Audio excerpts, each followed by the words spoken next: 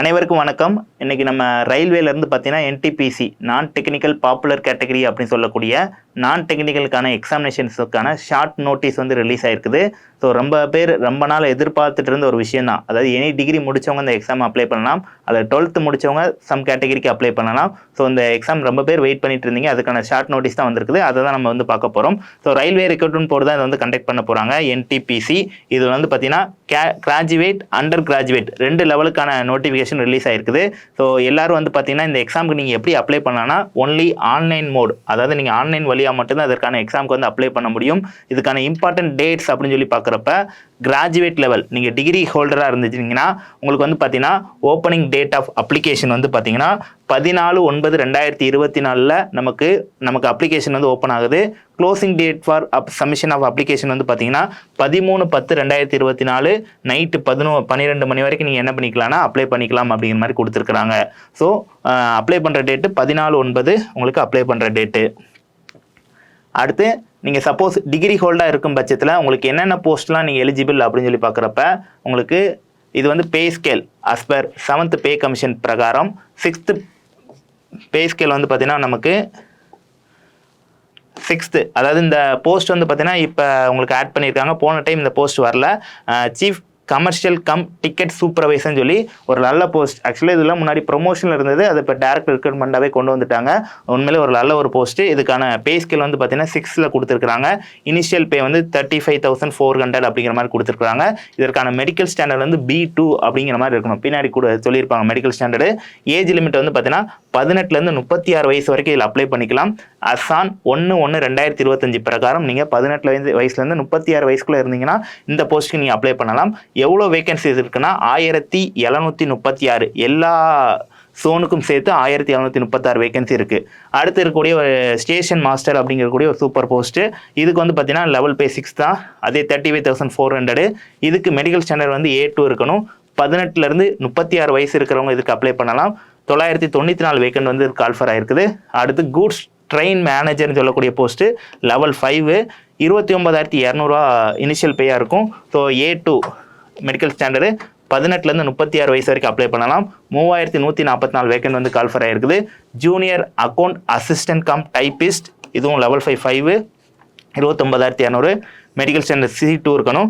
Age அதே தான் 18லேருந்து 36 1507 vacant இருக்குது. அடுத்து வந்து பார்த்தீங்கன்னா senior clerk cum typist level 5 29,200 initial pay. C2 கேட்டகரியில் உங்களுக்கு மெடிக்கல் ஸ்டாண்டர்ட் இருக்கணும். 18லேருந்து 36 வயசு 732 வேக்கண்டு. ஸோ ஒட்டு மொத்தமாக 8131 வேக்கண்ட் வந்து பார்த்தீங்கன்னா நமக்கு கிராஜுவேட் லெவல் டிகிரி ஹோல்டர் வந்து அப்ளை பண்ணுற மாதிரி கொடுத்துருக்காங்க. ஸோ அப்பர் ஏஜ் லிமிட் வந்து பார்த்தீங்கன்னா இப்போ ஒரு 3 இயர்ஸ் வந்து எக்ஸ்டெண்ட் பண்ணியிருக்காங்க. ஸோ நீங்கள் முன்னாடி வந்து 33 வரைக்கும் தான் இருந்துச்சு. இந்த வாட்டி 36 வயசு வரைக்கும் நீங்கள் எழுதுகிற மாதிரி உங்களுக்கு ஏஜ் வந்து கூடுதலாக கொடுத்துருக்குறாங்க. இது ஒரு நல்ல ஒரு வாய்ப்பு தான். அடுத்து வந்து பார்த்தீங்கன்னா அண்டர் கிராஜுவேட் நீங்கள் வந்து HSC அதாவது ஹையர் செகண்டரி 12th வரைக்கும் முடிச்சிருக்கவங்களுக்கு opening date of application 21/9/2024 closing date வந்து பார்த்தீங்கன்னா 20/10/2024 வரைக்கும் அப்ளை பண்ணிக்கலாம். ஸோ இது வந்து 12th முடிச்சவங்க அப்ளை பண்ணலாம். ஸோ நீங்கள் டிகிரி முடிச்சிருக்கும் பட்சத்தில் நீங்கள் 10th 12th முடிச்சு டிகிரி முடிச்சிருக்கும் பட்சத்தில் நீங்கள் இந்த 2 கேட்டகரி ஆஃப் எக்ஸாமே எழுதிக்கலாம். 12th மட்டும் முடிச்சிருக்கவங்க இந்த கேட்டகரி ஆஃப் எக்ஸாம் மட்டும் எழுதிக்கலாம். So commercial cum ticket clerk வந்து லெவல் பே வந்து 3 21,700 பேசிக் பே. B2 மெடிக்கல் ஸ்டாண்டர்டு 18லேருந்து 33 வயசு இருக்கிறவங்க எழுதலாம்.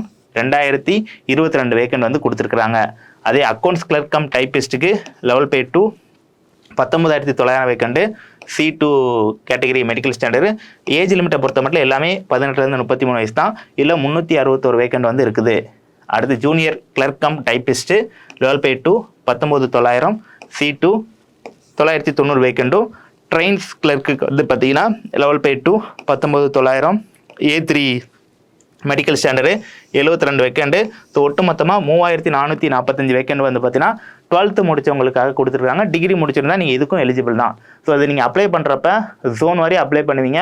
ஸோ ஒரே ஆள் வந்து பார்த்தீங்கன்னா நீங்கள் டிகிரி முடிச்சிருந்தா 2 லெவல் ஆஃப் இதுக்கும் எலிஜிபிள்.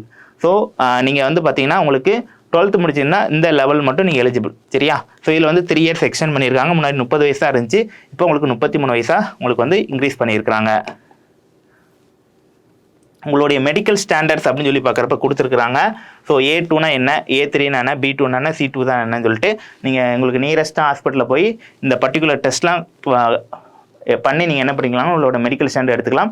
இதில் சிலது வந்து வித்தவுட் கிளாஸஸ் இருக்கும், இதெல்லாம் வித்தவுட் கிளாஸஸ். சிலது வந்து பார்த்தீங்கன்னா வித் ஆர் வித்தவுட் கிளாஸஸ், கண்ணாடி போட்டிருக்கலாம் அல்லது போடாமல் இருக்கலாம். ஸோ இதை பொறுத்து நீங்கள் என்ன பண்ணிக்கலாம்னா செக் பண்ணி உங்களுடைய மெடிக்கல் ஸ்டாண்டர்ட் வந்து செக் பண்ணிக்கலாம். சரி, அடுத்து எஜுகேஷன் குவாலிஃபிகேஷன் பார்க்குறப்ப உங்களுக்கு டீட்டெயில் நோட்டிஃபிகேஷன் எல்லாமே கொடுப்போம் அப்படின்னு சொல்லியிருக்காங்க. ஸோ டீட்டெயில் நோட்டிஃபிகேஷன் என்ன வரப்போகுதுன்னா, உங்களுக்கு கிராஜுவேட்னா எனி டிகிரி முடிச்சவங்க எழுதலாம், அண்டர் கிராஜுவேட்னா 12th முடிச்சவங்க எழுதலாம். அடுத்து ரிசர்வேஷன் வந்து அஸ்பர் உங்களுக்கு ஆர்ஆர்பியோடைய கைடன்ஸ் பிரகாரம் ரிசர்வேஷன் இருக்கும். Mode of the examination, so என்ன மோடில் இருக்குன்னா சிபிடி டெஸ்ட், கம்ப்யூட்டர் பேஸ்ட் டெஸ்ட்டாக இருக்கும். ஸோ உங்களுக்கு 2 டயர் எக்ஸாம் இருக்கும். So first tier prelims, second tier வந்து மெயின்ஸு. ஸ்டேஷன் மாஸ்டருக்கு மட்டும் பார்த்தீங்கன்னா உங்களுக்கு 3rd டயராக சைக்கோமெட்ரிக் மட்டும் ஆட் ஆகும். ஸோ இந்த 2 டயர் எக்ஸாமுக்கான சிலபஸ் வந்து பார்த்தீங்கன்னா சேம், எந்த வித மாற்றமே கிடையாது, 2த்துக்கும் சேம் சிலபஸ் தான், நம்பர் ஆஃப் கொஸ்டின் மட்டும் வேறுபடும். ஸோ ஃபர்ஸ்ட் டயர் வந்து பார்த்தீங்கன்னா உங்களுக்கு 100 கொஸ்டின் இருக்கும், 90 நிமிஷம். செகண்ட் டயர் வந்து 120 கொஸ்டின் இருக்கும், அதுவும் 90 நிமிஷம் தான். ஸோ இங்கே வந்து பார்த்தீங்கன்னா உங்களுக்கு மேக்ஸ் வரும், ரீசனிங்கு, அடுத்து ஜென்ரல் அவேர்னஸ். ஜென்ரல் அவேர்னஸில் உங்களுக்கு 4 ஹெட்டிங்காக பிரிச்சுக்கலாம். ஒன்று வந்து general science, general arts subject, அடுத்து வந்து பார்த்தீங்கன்னா கரண்ட் அஃபேரு, ஸ்டாட்டிக் ஜிகே. இந்த 4 சேர்ந்து தான் உங்களுக்கு ஜென்ரல் அவேர்னஸாக வரும். ஸோ இது எல்லாமே சேர்த்தா உங்களுக்கு வந்து இதில் உள்ள வரப்போது ரொம்ப ரொம்ப ஈஸியான சிலபஸ் தான். ஸோ இதுக்கு எல்லாத்துக்கும் நம்ம அகாடமியில் கிளாஸஸ் வந்து போயிட்டு இருக்குது, ஆன்லைன் ஆஃப்லைனையும் எல்லாமே உங்களுக்கு டீச் பண்ணி கொடுத்துருவாங்க டயர் 1 டயர் 2க்கு.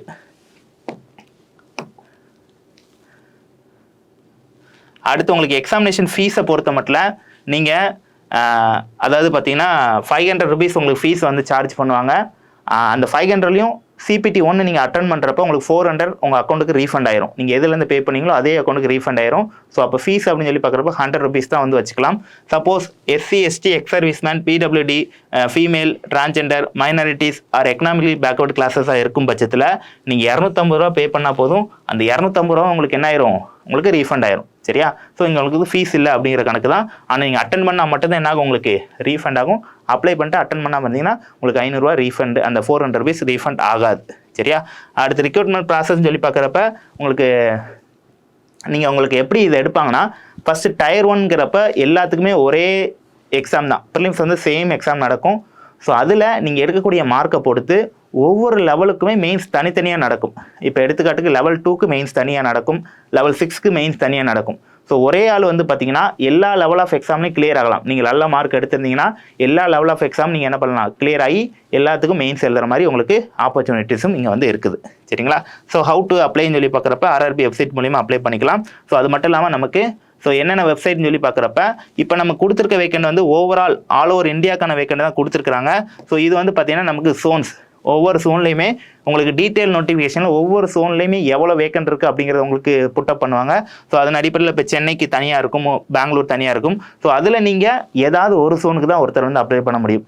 ஒரு ஆள் ஒரே ஒரு சோனுக்கு மட்டும்தான் அப்ளை பண்ண முடியும். அப்ளை பண்ணி நீங்கள் என்ன பண்ணிக்கலாம்னா இந்த எக்ஸாம் வந்து எழுதிக்கலாம். ஸோ இந்த NTPCக்கு நம்ம அகாடமியில் இதற்கான இந்த இதுக்கு எக்ஸ்க்ளூசிவாக கிளாஸஸ் வந்து நம்ம அகாடமியில் வந்து கண்டக்ட் பண்ண போகிறாங்க. As well as JEE junior engineer அடுத்து வந்து பார்த்தீங்கன்னா NTPCக்கு சேர்த்து நம்ம அகாடமியோட எல்லா பிரான்ச்லையுமே இதற்கான வகுப்புகள் வந்து போக போகுது. ஸோ வர தூத்துக்குடியிலையும் திருநெல்வேலியும், நம்ம தூத்துக்குடி திருநெல்வேலி பிரான்ச்சில் வர 4ஆம் தேதி, அதாவது 4/9/2024 புதன்கிழமையிலேருந்து இதற்கான கிளாஸஸ் வந்து ஆரம்பிக்க போகிறாங்க. மதுரையை பொறுத்த மட்டும் வீக்கெண்ட் கிளாஸஸாக கொண்டு போக போகிறாங்க. வர ஞாயிற்றுக்கிழமை 8ஆம் தேதியிலேருந்து வீக்கெண்ட் கிளாஸஸ் மதுரையில் போக போகுது. ராமநாதபுரம் சென்னையில் 9ஆம் தேதியிலேருந்து, திங்கட்கிழமை 9ஆம் தேதியிலேருந்து regular classes plus weekend classes போக போகுது. கோயம்புத்தூர்ல வீக்கெண்ட் மற்றும் ரெகுலர் கிளாஸஸ் வந்து ஆரம்பிக்க போகிறாங்க.